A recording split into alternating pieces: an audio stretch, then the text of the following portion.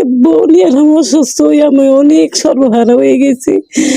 আমি আমার ছেলে কাঁদতে কাঁদতে বউ নিয়ে 1.5-2 মাস আসলো মেডিকেলে ভর্তি। যেমন করবার আমার ছেলে মুচি করবার আমি রাত দিন সমানে আমি তো আপনার আমার পাশে একটু দাঁড়ান, তাইলে আমি বউটা বাঁচাই পারুম, নাইলে বাঁচাই পারুম না। আমার ওই যে 2টা নাতি নাত করতেছে। আসসালামু আলাইকুম। পরে আমি আমার বক্তব্যটা আগে দিয়ে নিই।